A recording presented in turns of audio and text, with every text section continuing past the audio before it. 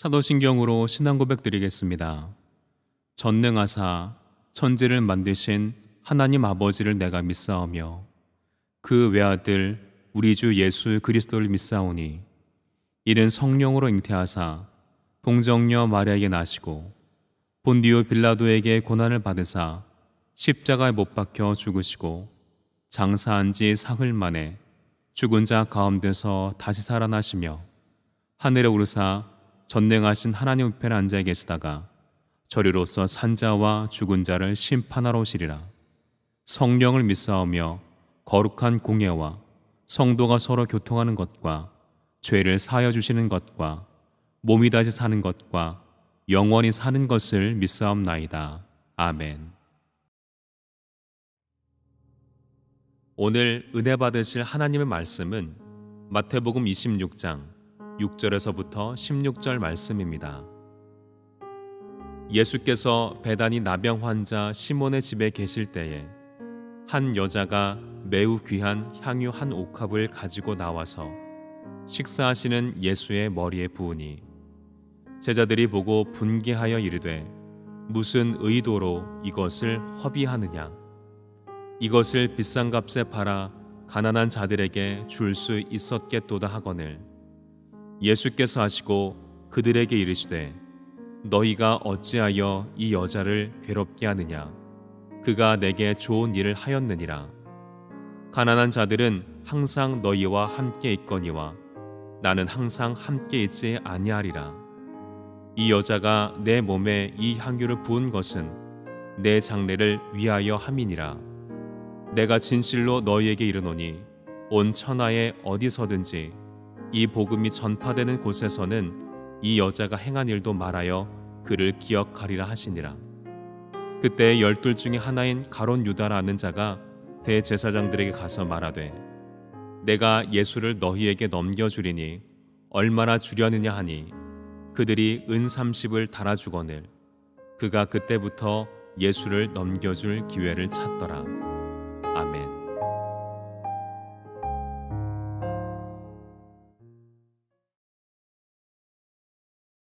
오늘은 베다니에서 쉬신 날이라는 제목으로 함께 은혜를 나누겠습니다.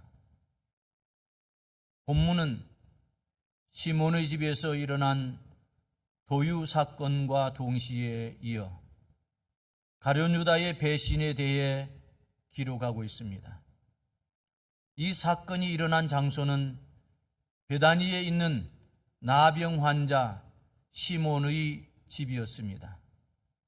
이 사건은 마가복음 14장 3절에서 9절과 요한복음 12장 1절에서 8절과 동일한 사건이며 이와 유사한 사건이 기록된 누가복음 7장 36절에서 50절과는 다른 사건입니다.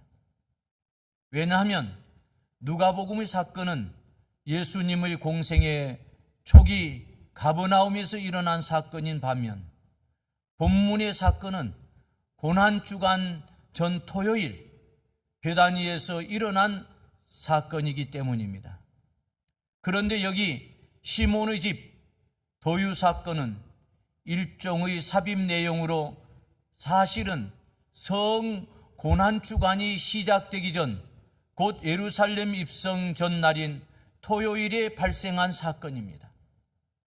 그럼에도 불구하고 마태가 시간적 순서를 무시하고 이 사건을 여기에 언급한 것은 몇 가지 이유 때문이었습니다. 그것은 첫째, 이제 죽음이 임박한 시점에서 예수께서 기름 부음을 받으심으로 그것이 다가오는 주의 장례를 예비한 결과가 되었음을 기술하는 것입니다. 둘째로 가룟 유다가 예수님을 배반하는 직접적인 동기의 하나가 도유 사건이었음을 보여주기 위함이었습니다. 한편 가룟 유다는 화요일 말미에 대제사장들을 찾아가 은 30을 받고 예수님을 넘겨주기로 약속하였습니다. 참으로 가룟 유다는 자신의 탐욕을 채우기 위해 자신의 스승이자 메시아이신 주님까지 팔아 넘기기로 한 것입니다. 또한 예수님께서 은 30에 팔리신 사건은 구약 스가랴서에 예언된 것으로 이는 주님의 십자가 순환이 인류 구속을 위한 하나님의 뜻에 의해 진행된 필연적 사건임을 증거해 줍니다. 이제 본문 말씀을 통해 우리에게 주는 몇 가지 교훈들을 살펴보도록 하겠습니다. 첫째로, 주님을 사랑하는 자는 주님께 드리는 것을 아까워하지 않습니다. 7절을 보면 한 여인이 예수께 향유를 부어드린 사건이 나옵니다. 요한의 기록에 의하면 이 여인은 나사로의 누이이자 마르다의 동생이었던 베다니의 마리아였던 것으로 나옵니다. 그리고 이 여인이 예수님께 부어드린 향유는 당시 가격으로 300데나리온에 해당하는 것이었습니다. 300데나리온이란 노동자의 1년 소득과 맞먹는 엄청난 액수입니다. 이처럼 귀한 향유를 그녀는 아낌없이 주님께 부어드린 것입니다. 그렇다면 이 여인 곧 마리아가 이처럼 그 비싼 향유를 주님께 부어드린 이유가 무엇일까요? 그것은 그녀가 진정으로 주님을 사랑했기 때문입니다. 주님을 사랑하는 사람은 그것이 무엇이든 주님께 드리기를 기뻐합니다. 여러분, 우리는 어떻습니까? 우리에게 그러한 소원이 있습니까? 우리는 주님을 사랑한다고 하면서도 주님께 드리는데 인색한 마음, 아까워하는 마음을 가지고 있지는 않습니까? 그래서 억지로 다른 사람의 눈 때문에 형식적으로 드리고 있지는 않습니까? 주님을 사랑하는 사람은 그와 같이 하질 않습니다. 우리에게는 진정한 마리아의 마음이 있어야겠습니다. 가룟 유다와 같이 무슨 의사로 이것을 허비하느냐 하는 마음이 있는 사람은 진정한 주님의 사람, 주님을 사랑하는 사람이 아닙니다. 둘째로, 주님께 드리는 것은 결코 무의미한 낭비가 아닙니다. 8절, 9절은 마리아가 주님께 향유를 부어드린 일에 대한 제자들의 비판입니다. 그들은 비싼 향유를 주께 부어드린 일을 쓸데없는 허비라고 하였습니다. 여러분, 허비 또는 낭비는 어떤 개념입니까? 가치 없는 것에 물질과 힘과 시간 등을 투자하는 것을 가리킵니다. 그렇다면 과연 주님께 물질을 드리는 일이 허비일까요? 또 주님께 드린 것들이 허망하게 사라지고 마는 것일까요? 아닙니다. 오히려 증가되고 증폭되어 돌아옵니다. 제자들은 아직도 주님이 누구신지 모르고 있습니다. 주님은 없는 것도 있게 하시는 능력의 주이십니다. 아주 작은 것을 드려도 풍성하게 갚아주시는 분이십니다. 심는 자에게 심을 것을 주사 풍성하게 하시고 너희 의의 열매를 더하게 하시리니 이라고 고린도후서 9장 10절에 말씀하고 있습니다. 여러분, 오병이어의 기적을 생각해 보십시오. 어린아이가 가지고 온 보리떡 5개와 물고기 2마리는 겨우 자기의 배만을 채울 수 있을 정도의 양이었습니다. 그러나 그것을 주께 드리니 장정만 세어 5,000명이 실컷 먹고도 12바구니나 남길 만큼 엄청난 양으로 증가되었습니다. 성도 여러분, 주께 드리는 것은 아무리 드려도 낭비되는 일이 없습니다. 증가하여 되돌아옵니다. 자기뿐만 아니라 여러 사람을 이롭게 만듭니다. 그러므로 우리는 제자들처럼 단순한 경제 이론으로만 우리의 봉헌 행위를 계산하지 말아야 합니다.